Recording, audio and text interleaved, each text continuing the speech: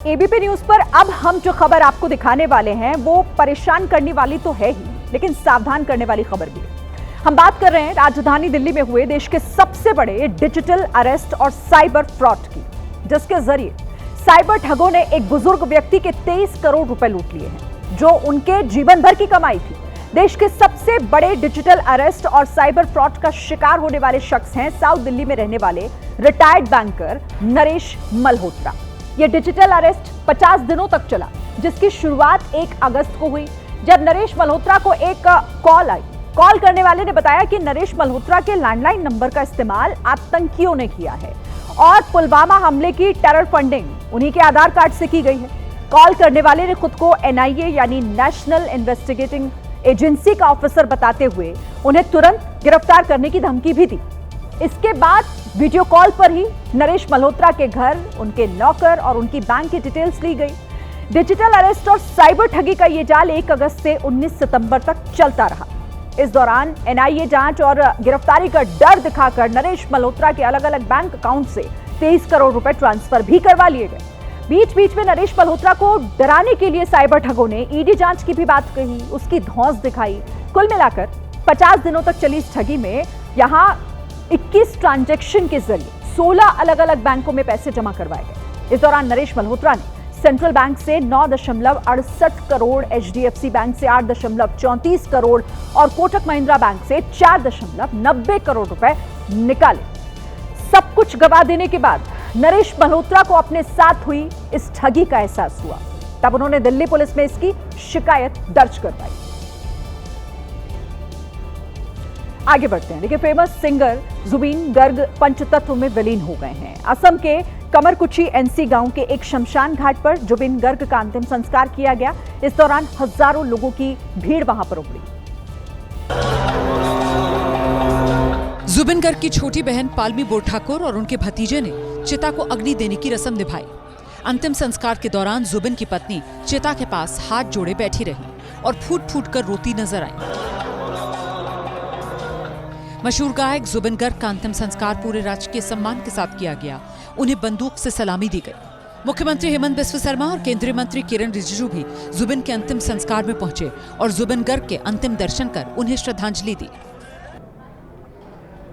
जुबिन गर्ग को आखिरी विदाई देने के लिए हजारों की संख्या में लोगों की भीड़ इकट्ठा हुई, लेकिन अंतिम संस्कार के बीच उनके 4 पालतू कुत्तों को देखकर हर किसी की आंख भर आई।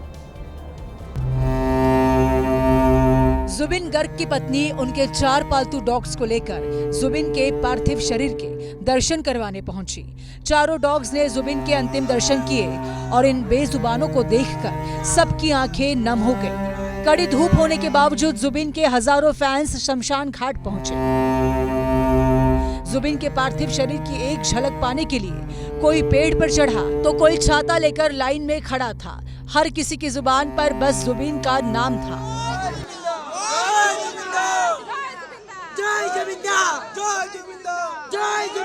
19 सितंबर को सिंगापुर में जुबिन गर्ग स्कूबा ड्राइविंग कर रहे थे। इसी दौरान उन्हें सांस लेने की गंभीर समस्या हुई थी और उनकी मौत हो गई थी। दुर्गा पूजा की शुरुआत के साथ आज जहां पूरा देश कोलकाता की खूबसूरत तस्वीरें देखना चाहता है, तो दूसरी तरफ कोलकाता में बारिश ने दुर्गा पूजा की चमक फीकी कर दी। शहर में इतनी खतरनाक बारिश हुई कि उसकी वजह से 7 लोगों की मौत हो गई। बड़े बड़े दुर्गा पंडालों में भी पानी भर गया। जिन पंडालों को माता रानी के भक्तों के लिए तैयार किया गया था, वहां पानी ने कब्जा जमा लिया। पंडाल का सारा सामान बाहर तैर रहा था। बड़े बड़े पंडाल जो किसी खास थीम और कलाकारी के साथ बनाए गए, उन सभी कलाकारियों पर बारिश का पानी फिर गया। पानी में डूबे हुए दुर्गा पंडालों की चमक आज सुबह फीकी पड़ गई थी। इधर कोलकाता के बागमरी इलाके में घर के बाहर खड़ी गाड़ियों की छत बस बची थी, बाकी का हिस्सा पानी में था। गाड़ियां तो पूरी डूब गई थी। पंडाल के पास रहने वाले लोग भी सीने तक भरे पानी से जूझते हुए नजर आए। दुर्गा पंडालों के साथ कोलकाता शहर की सड़कें भी डूब गईं। रात के वक्त जिन रास्तों से लोग अपने घर वापस गए, सुबह होते होते वो रास्ते बारिश के पानी में डूबे हुए नजर आए। कोलकाता के आम लोग बारिश के पानी से लड़ते हुए ही सुबह अपने दफ्तर के लिए निकले। जो बहुत सारा ऐसा रास्ता है जो रास्ता में वाटर लॉगिंग सिचुएशन हो चुका है। इस वाटर लॉगिंग सिचुएशन के कारण बहुत सारे लोग जो अपनी दफ्तर नहीं जा सक रहे हैं, स्कूल का बच्चा स्कूल नहीं जा सक रहा है। रात भर हुई बारिश के बाद इतना सड़क पर पानी आ गया कि उसमें चलने वाली गाड़ियां बंद होने लगी। मजबूरी में लोग पैदल ही गाड़ी घसीट रहे थे। जिनके पास अपनी गाड़ी नहीं, वो पानी से भरी सड़क से बचने के लिए बसों में लटक कर सफर कर रहे थे। कुछ ऐसे भी थे जो पैदल चलते तो उनका सामान भीग जाता, इसीलिए बैग उनके सिर पर था और वो पानी से लड़ रहे थे। सड़क के साथ पानी रेलवे स्टेशन में भी भर गया। कोलकाता के सियालदह स्टेशन में रेलवे ट्रैक में पानी भरा हुआ दिखा। आप ये जानकर हैरान होंगे कि कोलकाता में लोगों की जो मौत हुई है वो पानी में डूबकर नहीं, बल्कि बिजली के करंट से हुई है, झटका लगने से हुई है।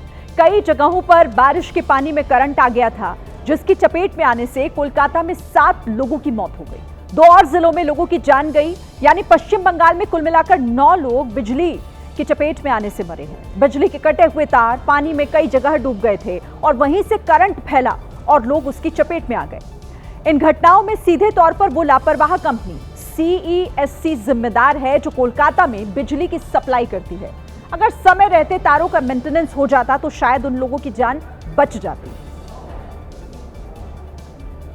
अब बात करेंगे उत्तर प्रदेश के उन्नाव की, जहां पर एक भीषण सड़क हादसा हो गया।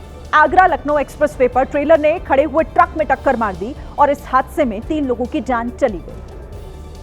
ट्रक की हालत देखकर अंदाजा लगाया जा सकता है कि हादसा कितना भयानक रहा होगा। दरअसल ट्रक के ड्राइवर और क्लीनर पंचर बना रहे थे। तेज रफ्तार ट्रेलर ने पहले ट्रक में टक्कर मारी और फिर ड्राइवर और क्लीनर को कुचल दिया। भिड़ंत इतनी जोरदार थी कि ट्रेलर भी बेकाबू होकर सड़क पर पलट गया। ट्रेलर के ड्राइवर की भी मौके पर ही मौत हो गई। दर्दनाक हादसा उन्नाव में बांगरमऊ इलाके के देवखरी चौक के पास हुआ।